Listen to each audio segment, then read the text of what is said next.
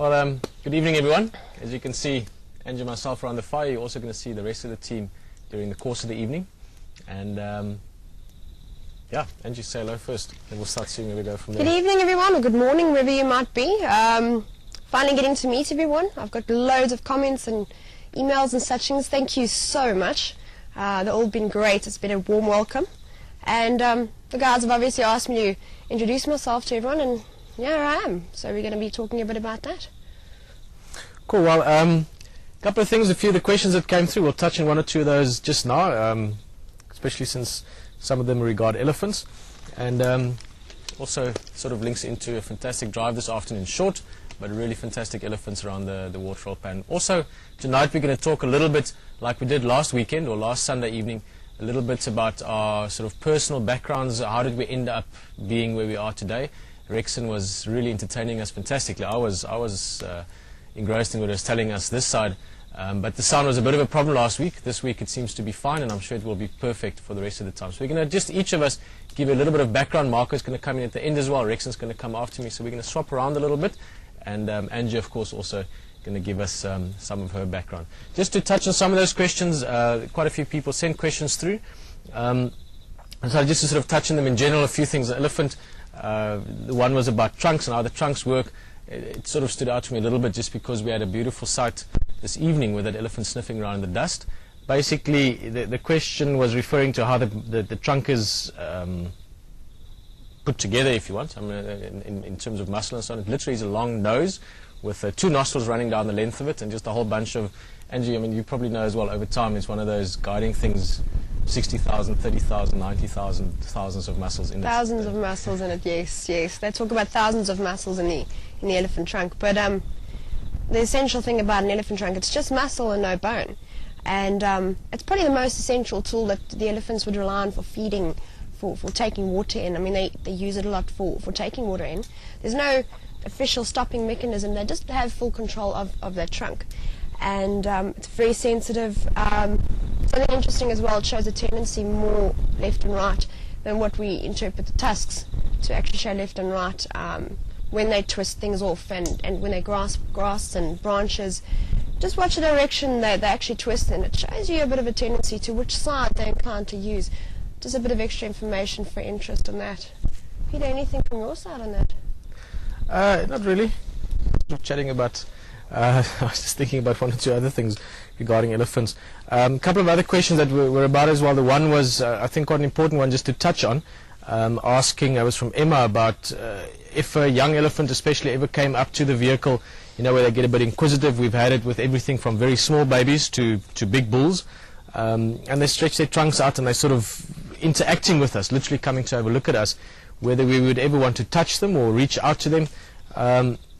Emma, and just in general, no, that wouldn't be what we want to do. Obviously, we're not going to not physically reach out and try and touch them, but obviously in terms of how we interact, we're not going to sort of chase them off. We're not going to say, no, we don't want you to have a look at us. I just think that would be quite rude, considering that we look at them all the time. So we're never going to try and physically interact and start playing with animals, if you want, but certainly the way we interact with them, I hope will encourage them to maybe have a look at us the same as we do at them. I think, did you see some of the stuff around the pan tonight with how the elephants interacted? And yes, so other than good fun. your, yes, no, absolutely. We saw you moving around the waterhole there this afternoon. We're having a good giggle in the control room this evening. I think definitely the biggest thing is when we are observing animals, we need to remember we're in their environment. We need to respect that. If they want to approach, it's usually out of curiosity. Obviously, if you're not giving them any reason to feel threatened. So if they approach, it's fine. I think let them approach, don't approach them. If they try to touch, let them do that. Sometimes if you would try to reach out to an elephant or a lot of creatures, they might perceive that to be a threat and react in a bad way. The best is just to sit back and let them carry on, unless they start chewing on a body part. You know, that's understandable. But leave me alone. Let them, yeah. The problem with elephants in a trunk, they can hit hard with their trunk, so you're not inclined to want to touch it. But it's down to respect. Let them inspect and just monitor, observe. The odd thing is leave no footprints. Yeah, I think it's a very important thing, which obviously we do, but over the next few months and years there'll be more and more opportunities to maybe explain this, but it's exactly what Angie said just now. It's just to be part of it. In other words, like around that pan tonight, I'm just using that as an example because it sort of fitted in. But imagine it being a kudu or a rhino or another animal coming down to that waterhole and how you would interact with each other, and the elephants interacting with you in the same way. So it's more just sort of giving each other and allowing each other the right space and the right respect. But I think before we go into too many animal things tonight, we are going to sort of run through a little bit of our backgrounds. For the sake of time, I'm not going to go into my background too much tonight. We'll maybe do that another time again. Basically, my background is just long enough here now that I sort of feel like my background has been here, and I'm sure lots of people have picked up on some of that. I think much more from a curious point of view. I'm also quite curious. Angie's going to tell us a few things about her background, and then Rexon is going to come and tell us a bit more from what he was busy with last time as well. So, Angie, where are you from? What you doing? Where you going? All that kind of stuff. I don't we always wish we knew where we were going, right? But a little bit of background. It started very early. I grew up in the city, and I think it was my first year in school. We did a tour, we did a hike with the school, and parents and kids, you know, when you're about that big. And we'll put it this way, the first hike and the interest was there from the beginning. And, you know, it wasn't a big 5 reserve, it was small things. So doing a hike was what got me interested, one hike, and I was absolutely addicted. And you're going to interrupt you quickly, sorry. Yes. What age were you? I was 6. 6? Yeah. So like 6. literally starting school? I was first year in school, first hike, the first, you know, school outing. And yeah. maybe if it was a school outing to maybe a candy shop, I would have been a sugar addict, I don't know, but luckily it was a hike. Yeah. And other thing is my mom, she had a knee operation, she couldn't keep up.